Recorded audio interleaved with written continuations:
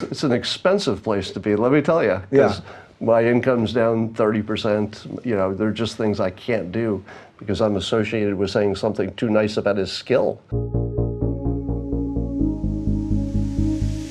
That's when I first met you. You weren't even a Trump supporter at the time. You were just sort of talking about the techniques he was using, and just because of that, everyone said, oh, Scott Adams is MAGA, he's far right, all of that nonsense. Not that you were supporting some of his policies necessarily, but you were just saying, this is how he is doing these things. This is how he is gaining a following and getting his message out. Right, so I identify as left of Bernie. So you still do now? I still do, because socially, you know, I could give you some examples, but socially I do. But what I eventually saw in Trump is that he had a toolkit that I thought could just do stuff other people wouldn't do. Take on China, that's the toolkit you want. Be the best cheerleader for the economy, literally get our psychology working in the right direction. Hey, everything's good, why don't you invest? Okay, that's the psychology of the economy. I thought nobody's gonna do that as well as him. And likewise, North Korea, I thought, who could have a meeting? Well before it happened, I had already written about it. I said, who could have a meeting with Kim Jong-un and just turn this personal, maybe find a way in? President Trump. So I'm a supporter in terms of his toolkit, but you know, it doesn't mean I agree with everything he does.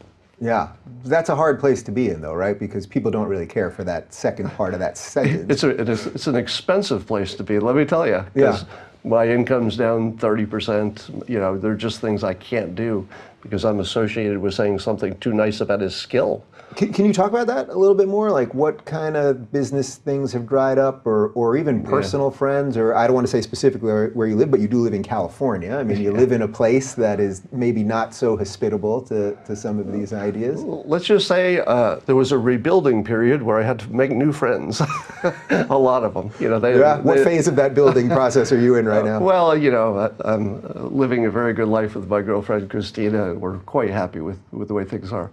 So I don't have a complaint there. It's just an observation that socially it became very difficult to have the same friends. What was that like? Because I think everyone watching this has been through that to some degree. My book is about that. It's about what happens as you start sort of coming out of the political closet, that you sort of get thrown under the bus by people that you thought were your friends. Next thing you know, there's this whole other crew that's welcoming you. I mean, it really is sort of a flip on everything you know. Yeah, only my most, let's say, honest friends were willing to say it to my face, and that only happened a few times. But mostly, I just noticed that my Facebook feed started to it was getting emptier and emptier.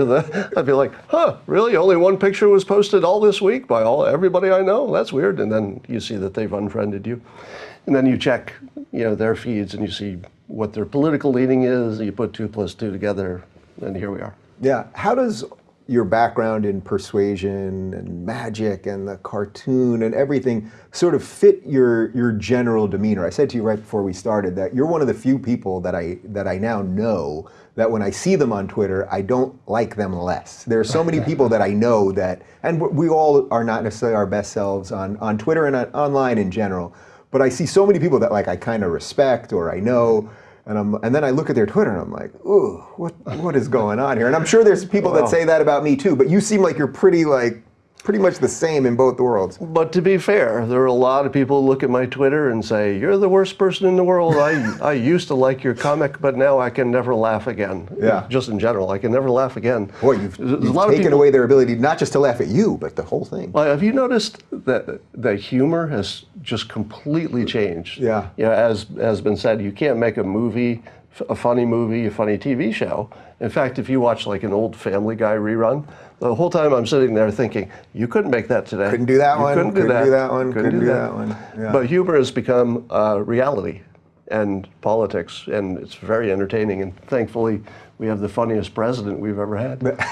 So as a satirist, though, what do you make of the comedy side of this? Because, you know, it's somebody like Seth MacFarlane who created Family Guy. You know, they've said, I don't know that they're going through with it, but I remember a few months back they had said this thing where they're not going to do any more gay jokes. And it's like, well, the show did, you know, 25 years of gay jokes, and now gays are equal, so this might be the time to make gay jokes so you can, you know, further integrate people into society. That's what Don Rickles did, right? It brought us all together.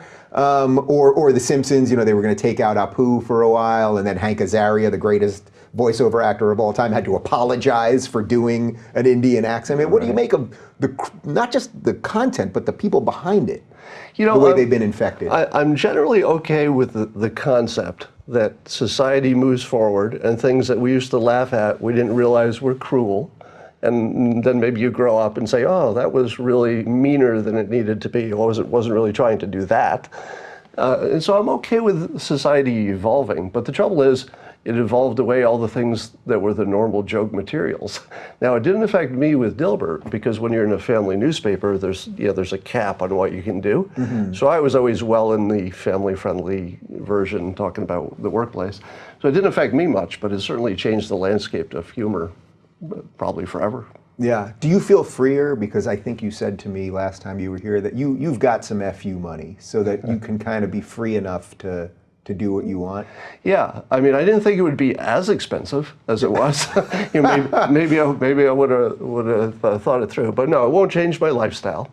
And I did recognize that I was in this unique position where I had something to say that, in my opinion, was not biased. You know, it was just, hey, this is what I'm seeing. There's a little good and there's a little bad here. So I thought it was a unique niche. Niche? Yeah, I'll go with either one. Do you go with? I'll take either one. I shouldn't say words I never say out loud. I would have said niche, personally, but I would accept niche. As I look at your lovely decorations here, I think that you were probably right. Better. I'm better suited to figure out the correct pronunciation. It feels like it fits somehow, I don't know. What do you make of just sort of how, as a guy that, you know, you sort of came out of newspapers, as you said, that now you use all of this stuff in a different way? You know, you sit in the morning. Do you do it every morning? You do it pretty much every morning, right? You get on Twitter. What do you have, your phone just like locked on something, and you make yourself some coffee, and you just kind of talk to the world. That's a big transition from, you know, putting a cartoon in the paper and letting it be, versus this fully interactive thing. Yeah, the difference is, so yes, I do coffee with Scott Adams on the Periscope app every day, and then it moves over to YouTube about an hour later on replay. But I started doing it because I was just interested in the election, and there were people to talk to, and I had more to say, and I didn't feel like writing it all down all the time, because every day there'd be 3 new things to talk about. And then it just grew. I didn't really have any expectation, no plan. I wasn't planning to even monetize it. It just grew into a thing. And now if I miss a day, because I do it on weekends too, holidays, because people are so addicted to having the simultaneous sip, as I call it. So I do a toast of coffee with the public, and that they miss it. And so now it's sort of a labor of love. I would really, really miss it. Like this morning, my Wi-Fi wasn't working so well, and I was like, I don't know if I could do it, but I got my hotspot working, and then it made me happy. Right. Like most you work. You could have done it from here. We would have let you in. That would have been great. Yeah. Most work doesn't make you happy. You know, you might like your job, but it doesn't make you happy. Whereas doing the periscopes, it's just a joy every day. Yeah, I actually did it one morning. I did coffee with Dave, and I did fully credit you with the coffee idea. No one was talking with coffee before you. But I did think that there was something nice about just starting the day, just sort of unloading a couple thoughts.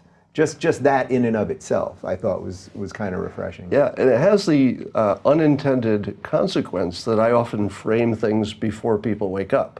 So if there's something that happens, say, in the afternoon, the pundits and people haven't had much time to deal with it, and sometimes I'm the first person they hear saying, well, the way to look at this is important and this isn't.